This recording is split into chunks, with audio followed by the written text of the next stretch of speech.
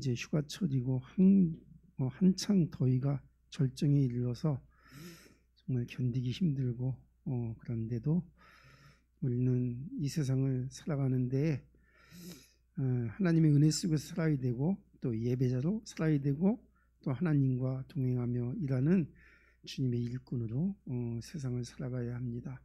환경이 어려울지라도 하나님은 여전히 우리와 함께 동행하고 계시고 우리들을 위하여 일하고 계신다는 것을 우리가 항상 잊지 말고 올림픽 경기 선수가 이기는 것만 봐도 우리는 힘을 내는데 힘이 나는데 그것과는 비교할 수 없을 정도로 우리 속에서 우리를 위하여 간구하고 계시고 우리를 격려하시고 힘을 주시는 우리의 힘이 되신 하나님을 믿고 힘내시기를 주님의 이름으로 부탁을 드립니다. 이제 우리가 가장 가까운데 가장 소중한데 잘 모르는 것들이 있죠. 난 다 안다고 생각했는데 여전히 잘 모르고 있는 게 있죠. 당연히 해야 되는데 그걸 잃어버리고 그냥 지나치는 경우가 많이 있죠. 제가 얼마 전에 제가 집사람한테 고백을 했는데 무슨 고백을 했냐면 그래도 저는 제가 많이 부족하죠. 제가 다른 주변 사람은 제가 잘 인식을 못하고 그냥 내 주관대로 하는 경향이 좀 있기 때문에 다른 사람의 사정을 좀 제가 잘 간파를 못하는 경우가 많아요. 근데 기도를 하다가 어떤 기도가 됐냐면 정말 사랑하냐 이런 질문을 하게 됐어요. 그러면서 제가 생각을 해보니까 나는 한다고 하는데 부족하기는 하지만 늘 미안하기는 하지만 한다고 하는데 이렇게 하면 안 되겠다. 내가 집사람을 사랑하는 방식을 좀 바꾸어서 다시 시작을 해봐야 되겠다. 이런 이제 감동을 하나님이 주셨습니다. 그래서 하나님은 우리가 늘 우리의 마음과 생각이 살아있기를 원합니다. 그냥 옛날에 알고 있던 것, 막연하게 생각하고 있던 그것에 매여 있기를 원하는 것이 아니라 어떤 환경 속에서도 그 생각이 새롭게 되고 생명의 생각이 되고 복음적인 생각이 되도록 하나님께서 우리 마음과 생각을 지켜주시는 것입니다. 그래서 성령의 가장 큰 역사도 성령이 역사하면 내 마음과 생각을 지켜주시는 거죠. 어떤 사람은 문제가 닥치면 이렇게 아이고 큰일 났네 이거 어떡하나 이런 막 근심 걱정이 되는데 성령의 사람은 근심 염려가 아니라 기도하게 됩니다. 하나님 이걸 통해서 주님이 내게 원하시는 일이 무엇입니까? 하고 기도하게 만드는 것이죠. 그러면 이상하게도 제가 예수님을 믿고 기도를 했을 때마다 그냥 문제가 왔을 때가 오히려 큰 응답이 더 준비된 때가 많았다는 것을 제가 여러분들한테 고백을 드립니다. 이건 정말이에요. 그냥 아무 일 없이 좋네 일이 잘 되네 할 때보다 어떤 문제가 왔을 때 더 큰 하나님의 은혜가 오고 더 큰 깨달음이 오고 또 그걸로 말미암아 또 더 큰 응답이 기다리고 있다는 것을 제가 여러분들에게 감히 말씀드릴 수 있습니다. 왜냐하면 제가 그렇게 살았으니까요. 여러분들 중에도 만약에 힘든 일이 눈앞에 닥쳐 있다면 그거는 절망할 때가 아니라 기도할 때이다. 그리고 하나님의 응답을 기다릴 때다. 이렇게 생각하고 생각을 한번 바꿔보시면 괜찮을 것 같아요. 그래서 하나님은 우리에게 주신 선물 중에서 가장 큰 선물이 뭐냐면 어떤 사람은 하나님을 믿고 예수를 믿었더니 병이 난 사람도 있고 어떤 사람은 마음과 생각이 좀 편안해지는 사람도 있고 또 어떤 사람은 안 풀리던 문제들이 풀려지는 사람도 있고 그렇지만 하나님이 주신 가장 큰 은혜의 선물은 믿음입니다. 그래서 그 믿음이 무엇인가를 알고 우리가 믿어야 돼요. 근데 믿음이 뭔지도 모르고 나 예수 믿어야지 나 예수 믿는데 하고 이렇게 생각하고 있으면 믿음이 성장이 안 됩니다. 그냥 맨날 얕은 믿음 속에서 조그만 문제가 오면 그냥 너무 실망하다가 조금 또 무슨 일 잘 되면 조금 막 좀 좋아하다가 이게 막 계속 반복되는 거죠. 그러나 믿음은 뿌리가 있어야 합니다. 믿음은 알면 알수록, 그것을 사용하면 사용할수록 더 깊이가 깊어지는 게 믿음이죠. 그래서 그 믿음에 대해서 알기를 하나님 원하는데, 믿음이 무엇인가? 히브리서 11장 6절에 보니까 믿음은 바라는 것들의 실상이요 보이지 않는 것들의 증거니라, 이렇게 되어 있습니다. 보이지 않는 것들의 증거라는 거예요. 그러니까 이거는 이게 뭐가 나타나서 우리가 믿어지는 것이 아니라, 하나님이 말씀하시니 그렇게 되어질 것을 믿고 기도하고 그 말씀을 따랐더니 그대로 되어지는 것을 믿음이라고 합니다. 그러니까 처음부터 눈으로 보고 믿는 게 아니라 하나님의 말씀을 의지하여서 그렇게 되어질 것을 미리 보고 믿는 겁니다. 예수님이 아직 십자가에 못 박히지 않았을 때에도 아브라함이 예수님이 오셔서 그렇게 십자가에 못 박히실 것을 미리 보고 즐거워했다고 성경이 말하고 있습니다. 아직 이루어지지 않은 일인데 그렇게 이루어질 것을 확신하고 그렇게 믿는 것입니다. 그래서 믿음은 하나님을 기쁘시게 하는 것의 최고입니다. 믿음이 없이는 하나님을 기쁘시게 못한다고 말하고 있습니다. 그럼 믿음 우리가 하나님 앞에 드려야죠. 하나님께서 우리에게 믿음을 주신 것인데, 우리는 그 믿음을 어떻게 하나님 앞에 되돌려 드리냐면, 하나님, 내가 하나님을 이렇게 믿습니다 하고 하나님 앞에 나의 믿음이 이렇다는 것을 보여드리는 거예요. 그럼 하나님이 그 믿음을 받으시고, 아 그래, 내가 나를 경외하는구나, 내가 나를 진짜 신뢰하는구나 하면서 하나님께서 상을 주신다는 겁니다. 이런 거 있죠. 하나님은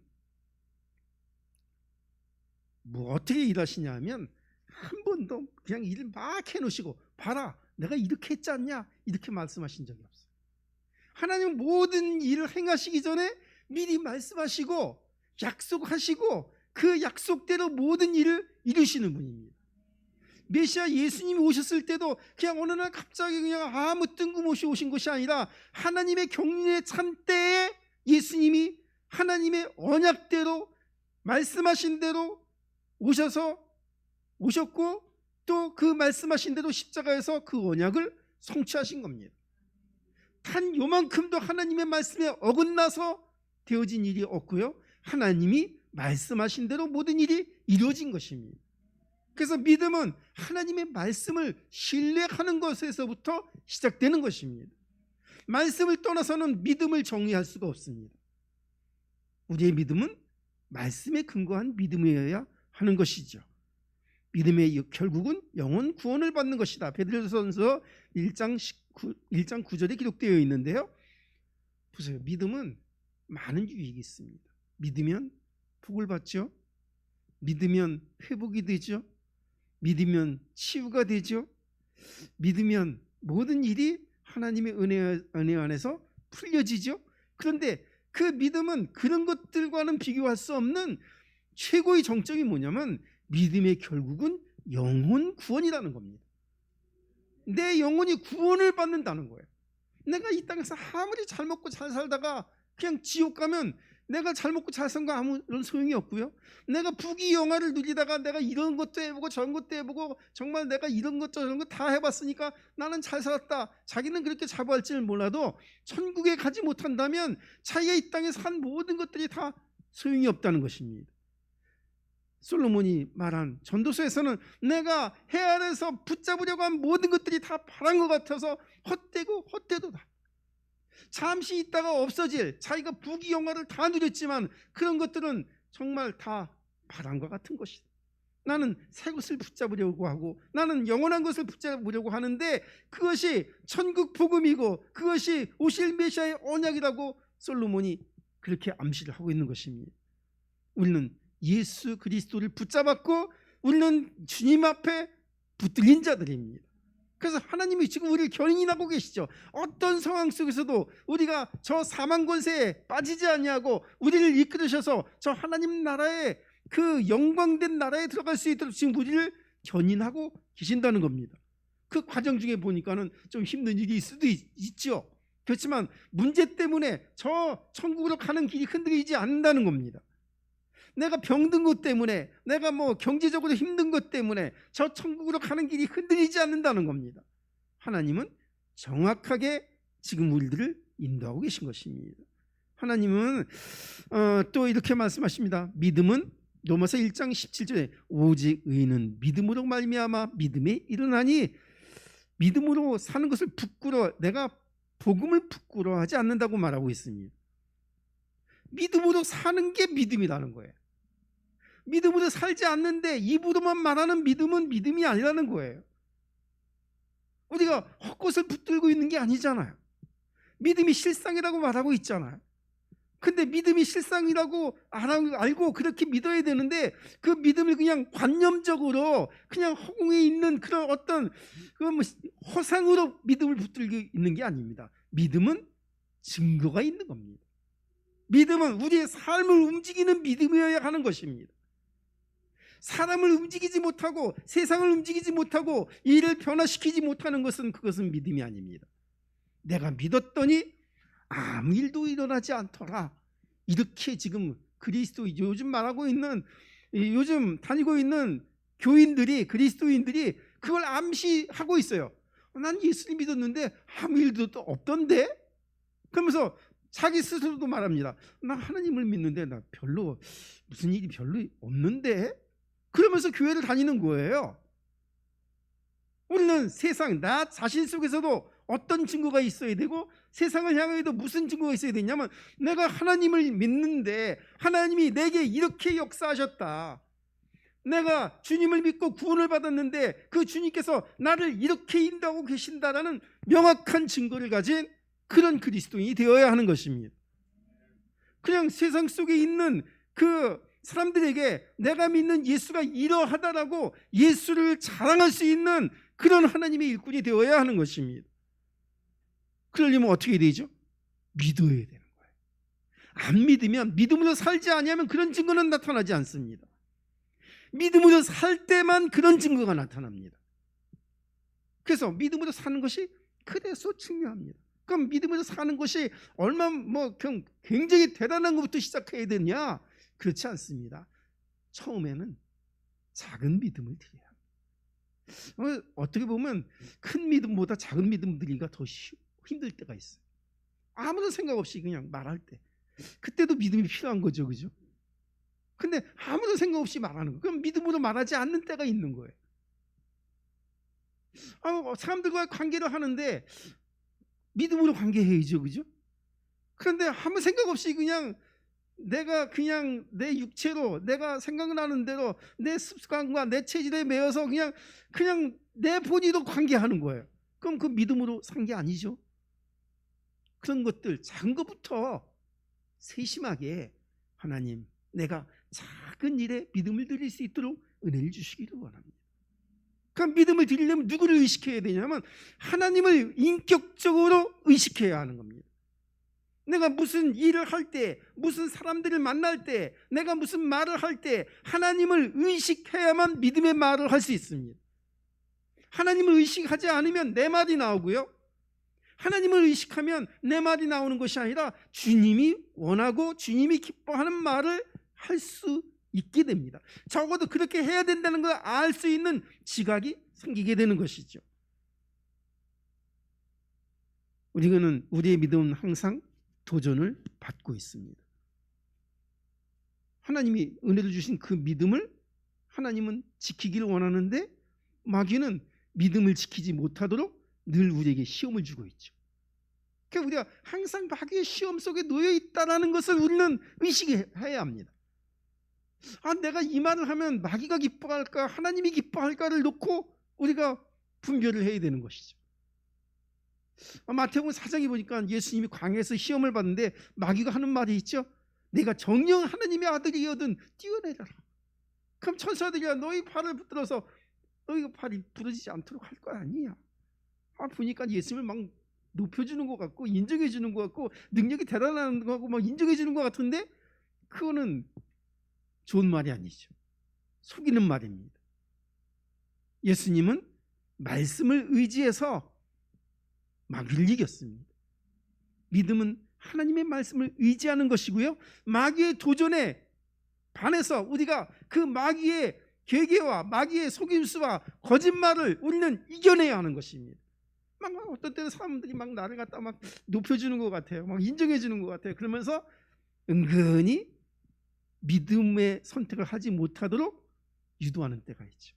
우리는 단호하게 잘라서 하나님의 말씀을 의지해서 거부할 줄 알아야 되고요, 절제할 줄 알아야 그게 믿음의 선택을 할 수 있는 것입니다. 믿음은 하나님과 나와의 관계를 나와 이웃의 관계로 확장하는 겁니다. 하나님과 나와의 관계가 왜 중요하냐? 그 관계만 되면 나머지 모든 관계가 됩니다. 예수님이 요한복음 13장 34절에 이렇게 말씀하십니다. 내가 너희를 사랑한 것 같이 너희도 서로 사랑하라. 예수님과 나와의 관계가 된 것 같이 너와 이웃의 관계도 그렇게 하라, 이렇게 말씀하시는 것입니다. 아브라함에게는 이렇게 말합니다. 내가 너를 복의 근원으로 삼겠으니 너를 만나는 자를, 너를 축복하는 자를 내가 축복하겠고 너를 저주하는 자를 내가 저주하겠다. 네가 가서 많은 사람들에게 복을 끼칠 수 있는 복의 근원으로 내가 너를 삼았으니 가서 그 복을 전하는 자가 되라, 이렇게 말씀하고 계신 것이죠. 하나님은 지금 우리 안에서 일하고 계십니다. 바리새인들의 이중성을 좀 우리는 경계해야 합니다. 바리새인들의 특징이 뭐죠? 돈을 좋아하는 자들. 왜 돈 좋아하죠? 돈이 최고니까요, 그죠? 돈 있으면 모든 게 다 되잖아요. 기분도 낼 수 있고요. 또 다른 사람 좀 손 이렇게 나눠주면서 자기가 좀 이렇게 낼 수도 있고요. 돈 있으면 난 성공했어, 이런 건 좀 나타낼 수도 있고요. 그러니까 하나님보다는 돈이 더 귀한 자들. 디모데후서 6장 10절이니까 돈을 사랑함이 일만하게 죄악의 뿌리가 된다고 말하고 있습니다. 우리는 돈이 값어치 없고 쓸데없고 돈을 버려야 된다는 것이 아니라 돈은 그냥 돈일 뿐이에요. 돈은 사실은 또 귀중한 것이기도 해요. 그렇지만 그 돈이 우상이 되어서는 안 된다는 거예요. 그 돈에 내 생명을 거는 건 안 된다는 얘기예요. 그냥 그건 돈이에요. 그냥 도구일 뿐이에요. 그것이 사람보다 위에 있으면 안 되는 거예요. 내가 어떤 이득을 취해서 사람을 갖다 인격적으로 무시해서도 안 되고요, 그 돈 때문에 내 양심을 팔아서 안 되는 거예요. 내가 돈 앞에 굴복되는 자로 살기를 원치 않아서 하나님은 그 돈을 주시되 그 돈을 선한 것으로 사용하기를 하나님이 원하시는 것입니다. 바리새인들의 이중성이죠. 하나님 앞에 난 하나님을 믿는다 말하면서도 그 사람들은 하나님을 의지하는 것이 아니라 돈을 의지하는 거예요. 사람들에게 막 안식을 지켜라, 나는 이렇게 기도했으면서 막 얼굴에 슬퍼 기색을 떼고 막 길거리 어귀에 서서 기도하기를 좋아하고 막 아름다운 미세의 얼굴을 다 남발해가면서 하나님의 말씀을 들먹이면서 막 하나님의 말씀을 전하는 것 같지만 자신들은 믿음으로 살지 않습니다. 정말 믿는 걸까요? 믿는 척하는 거죠. 그래서 회칠한 무덤이라고 말하는 겁니다. 그들의 말은 아름다운 것 같지만은 그러나 그들의 마음과 생각에는 전혀 아름다운 것이 아니라 그 겉에 그릇은 깨끗한 것 같지만 그 안은 더러운 것으로 가득 차 있다는 것입니다. 우리는 안과 겉을 함께 깨끗하게 해야 합니다. 하나님 앞에 정직한 신앙을 가지고 있어야 합니다. 만약에 내 안에 내 안에 온전히 다 깨끗한 것만 있을 수는 없겠죠, 그죠? 더러운 것이 있을 수 있어요. 그러면 어떻게 해야 되죠? 내 이 더러운 것을 인정하고 회개하고 기도해야 하는 것입니다.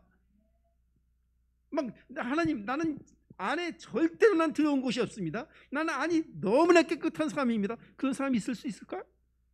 그런 사람 없어요. 적어도 내가 정말 더러운 죄인이라는 걸 인정하고 하나님의 은혜가 없으면 이 더러운 것에 내가 올무가 되어서 내가 종노릇할 수밖에 없는 것을 인정을 하고 하나님 앞에 기도해야 하는 것입니다. 그래야만 우리가 그 올무에서 벗어날 수 있어요. 믿는 척하면 매이는 겁니다. 갇히는 겁니다. 그래서 주여 주여 하는 자마다 천국에 들어갈 것이 아니요 하나님의 뜻대로 하는 자라야 천국에 들어갈 수 있다 말하는 겁니다. 입으로 주여 주여 하는 거 그거 하나님 원치 않습니다. 또 너희가 입으로는 주여 주여 하지만은 내 뜻대로 행하지 않는다. 이렇게 말하고 있습니다. 하나님의 나라는 말에 있지 않냐고 하나님의 능력에 있다고 말하고 있습니다. 우리는 하나님을 시인하되 그 시인한 우리 신앙 고백이 현장에서 실생활에서 하나님의 능력이 되길 하나님 원하시는 것입니다. 그렇게 살 때에만 능력이 나타납니다. 우리는 하나님과 동행하고 있습니다. 하나님을, 예수님을, 성령을, 말씀을 의지하는 자여야 하는 것입니다. 우리는 인도에 확신이 있어야 합니다. 하나님, 내가 어디로 가든지 어떤 상황이 있든지 하나님 지금 나를 감찰하고 계시고 나를 보고 계십니다.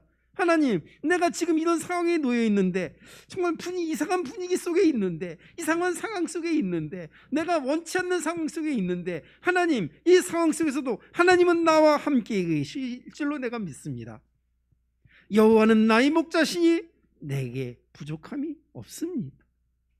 하나님이 내가 이런 상황 속에 있는 걸 하나님이 이미 알고 계시고, 이 상황 속에서 이 사망의 음침한 골짜기 속에서도 주의 지팡이와 막대기로 나를 안위하시고 나를 인도하시는 줄로 믿습니다. 이게 믿음입니다. 그래야 사람이 여유가 생기죠. 그래야 매이지 않죠. 그래야 근심 염려를 좀 덜 수 있죠. 근데 이 믿음이 없어요. 사람들이 막 하나님이 조금 잘해주시면 하나님 최고야. 또 하나님이 조금 이렇게 좀 고난 속으로 이제 우리를 인도하시면은 이거 하나님 왜 이러시나? 하나님이 지금 나를 버리셨나 봐 등등, 정말 온갖 염려, 불안, 걱정, 불신, 염려, 이게 가득 차 있는 겁니다. 우리는 하나님이 절대 우리를 버리시지 않았다는, 하나님이 지금 나를 인도하고 계신다는 그 확신을 가져야 하는 것입니다.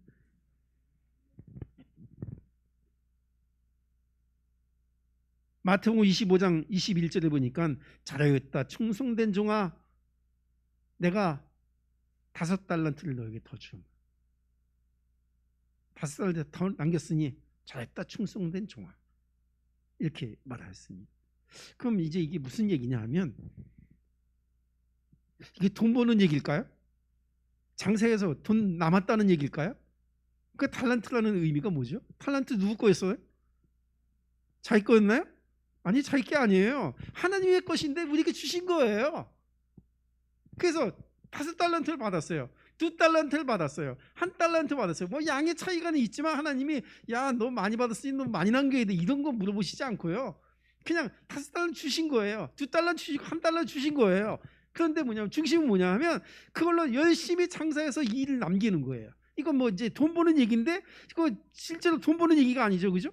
5달란트를 주셨는데 5달란트를 또 남겼다는 이야기는 뭐냐 하면, 하나님이 내게 은혜를 주셨어요. 믿음을 주셨어요. 그러면 그 믿음으로 또 믿음을 남긴 거예요. 믿음으로 살았다는 얘기예요. 그래서 믿음의 흔적을 내가 남겼다는 거예요. 하나님이 내게 은혜를 주셨는데 그 은혜가 없어진 것이 아니라, 은혜를 주셨는데 그 은혜가 내 삶에 이렇게 열매를 맺었다는 거예요. 하나님이 내게 믿음을 주셨는데 그 믿음을 내가 그냥 없이 사는 것이 아니라 그 믿음으로 살았더니 그 믿음으로 나타난 증거와 열매가 이렇게 맺혀졌다는 거예요. 그게 달란트 얘기입니다. 게으르고 악한 종의 그 달란트를 숨겼다는 건 뭐죠? 1달란트 받았는데 1달란트 숨겨버렸어요. 그러니까는 하나님께 받은 은혜가 있는데, 하나님의 은혜로 받은 선물인 믿음이 있는데 믿음으로 살지 않았으니까 믿음으로 나타난 아무런 증거도 없고 아무런 열매도 없다는 거예요. 죽은 믿음입니다. 우리는 점검을 해봐야죠. 하나님, 내가 믿음으로 살아온 그 믿음의 흔적이 내 삶에 어떻게 나타나 있습니까? 하나님, 내게 그 믿음으로 살아간 흔적을 주시기를 원합니다. 하나님, 내가 믿음으로 살 수 있는 지혜를 주시기를 원합니다. 결단코 믿음을 택할 수 있는 은혜를 주시기를 원합니다. 그 때를 기다리는 거예요. 믿음의 선택을 할 수 있는 기회를 우리가 놓치지 않고 믿음을 선택해야 될 때 믿음을 선택하는 그 은혜를 받아야 되는 겁니다. 그래야 믿음으로 했더니 이렇게 되었다라는 증거가 나타나죠. 아무 선택도 안 하는데, 아무 결단도 안 하는데, 내가 믿음으로 살지도 않는데 믿음의 열매가 나타날까요? 그런 것은 없습니다.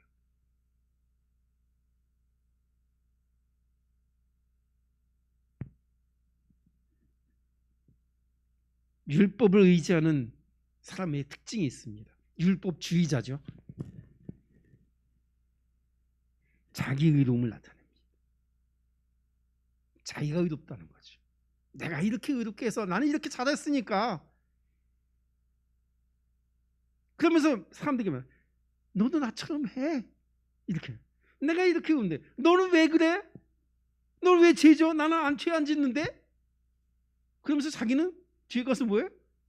또 죄를 짓는 거예요. 그 숨기고 있죠. 너 왜 이렇게 더러워? 나 이렇게 깨끗한데? 그럼 자기는 더 더러운 짓을 저기 가서 하고 있는 거예요.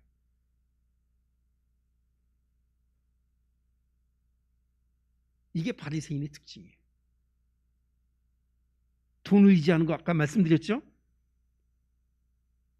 자기 의로움을 나타내려고 하지만은 자기 속에 숨어있는 그의 죄의 속성을 이길 수는 없어요. 그래서 죄를 짓는 자가 되고요. 그 다음에 믿음에 가야 다른 사람을 의식하죠. 그래서 막 사람들한테 나 이렇게 예수님을 잘 믿는다는 걸 드러내기 위하여 포장을 하고 있는 거죠. 포장. 막 열심히 하는 것처럼 보여요. 나 이렇게 열심히 하고 있어. 나 이렇게 잘하고 있어. 그래서 막 해요. 그 우리는 어떤 때는 속죠. 막 교회에서 막 너무 열심히 하면 저 사람 진짜 믿음이 있는데, 저분 진짜 굉장한데, 본받아야 되는데, 그러면서 막 굉장히 이제 주의종들도 깜빡 속는 경우가 있어요. 왜냐하면 막 너무 열심히 하니까 일꾼이네 진짜 잘하는데, 저 성도 저 사람 보면 같았으면 좋겠어 하면서 막 이제 막 인정을 해주고 그러죠, 그죠? 근데 그건 아무도 모르는 겁니다. 저 사람 왜 문제지? 근데 그 사람 일꾼 될 수 없을까요? 하나님의 은혜 받으면 그 사람도 일꾼 될 수 있습니다. 이는 가라지와 알곡은 분간할 수 있다고요, 없다고요? 판단하라고 말라고요? 판단하지 말라는 거예요. 너희가 가라지 뽑으려다 알곡 뽑을까 걱정한다고 예수님께서 뽑지 말라는 거예요. 하나님은 우리 속에서 일하시는데 우리 속에서 다른 사람을 판단하시는 게 아닙니다. 하나님 판단 안 하시는데 우리는 자꾸 판단하는 거예요. 하나님의 눈이, 예수님의 눈이 판단하는 눈이 아닌데 우리는 다른 눈을 뜨고 있는 거예요. 우리는 예수님이 보는 걸 우리가 봐야 합니다. 예수님이 보시는 눈으로 우리가 눈 뜨고 그렇게 보아야 하는 겁니다. 바리새인들은 판단하는 눈밖에 없어요. 바리새인들이 틀린 말 하는 건 아니에요. 근데 올바른 판단이 사람을 죽인다면 그거는 좋은 게 아닙니다. 판단을 너무 명확하게, 너무 사실적으로, 현실적으로 딱 맞게 해갖고 사람을 죽인다. 그럼 그건 좋은 겁니까? 그건 좋은 게 아닙니다. 살리는 게 좋은 겁니다.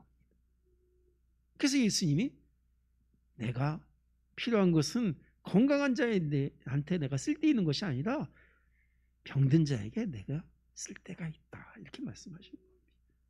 정말 복음 전 눈을 뜨길 바랍니다. 율법은 스스로 의롭게 되려고 하다가 정죄에 이르는 것입니다. 믿음은 스스로 죄인됨을 인정하고 회개하여 하나님께 의롭다함을 받는 것입니다. 내가 그리스도와 함께 십자가에 못 박힌 것을 믿는 것입니다. 그래서 정말 이만큼이라도 마귀에게 틈을 주지 말고 내 한마디로, 내 혀끝에 그 말 한마디로 마귀에게 틈을 주지 말고 우리가 믿음의 경계를 늦추지 말고 영적인 싸움을 싸워서 이겨서 하나님께 믿음을 드리고 영광을 올려드리는 주의 성도가 되기를 주님의 이름으로 부탁을 드립니다. 기도하겠습니다. 하나님 감사합니다. 우리는 주님의 자녀입니다. 하나님께서 우리에게 은혜를 주셔서 우리가 아직 죄인 되었을 때 우리가 하나님을 믿도록 우리에게 마음과 생각을 지켜주시고 또 믿음을 은혜의 선물로 주신 예수님께 감사를 드립니다. 하나님, 우리가 어찌하든지 믿음의 증거를 가진 하나님의 일꾼이 되도록 인도하여 주옵소서. 깊이가 없어서 얕은 지식으로 사람을 판단하지 아니하도록 도와주시기를 원하고, 우리가 회칠한 무덤처럼 겉모습만 보이는 그리스도인이 아니라 하나님 경건의 능력을 겸비한 그리스도인이 되어지도록 인도하여 주옵소서. 우리 구주 예수님의 이름으로 기도하옵나이다. 아멘.